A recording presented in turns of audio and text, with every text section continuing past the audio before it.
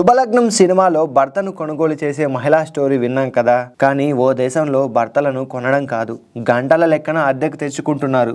అవును, ఇది జోక్ కాదు. లట్వియా అనే దేశంలో నిజంగానే జరుగుతోంది. లట్వియాలో పురుషుల సంఖ్య గణనీయంగా తగ్గిపోవడంతో మహిళలు తమకు భర్తలా పనిచేసే పురుషులను గంటల లెక్కన అద్దెకు తీసుకోవాల్సిన పరిస్థితి ఏర్పడింది.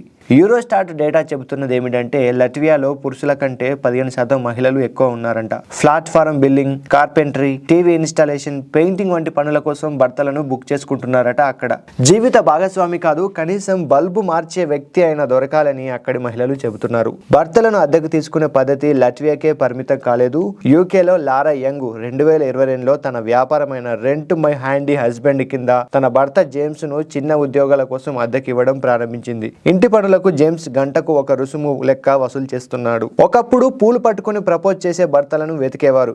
ఇప్పుడైతే స్క్రూ డ్రైవర్ పట్టుకుని రిపేర్ చేసే భర్తలకే డిమాండ్. మరి మీరేమంటారు? ఈ భర్తలను రెంట్కు తెచ్చుకునే సిస్టమ్ పై మీ అభిప్రాయం ఏంటి? కమెంట్ చేయండి. ఈ వీడియో నచ్చితే ఒక లైక్ కొట్టండి. ఇలాంటి ఇంట్రెస్టింగ్ స్టోరీస్ కోసం మా ఛానల్ని సబ్స్క్రైబ్ చేయండి.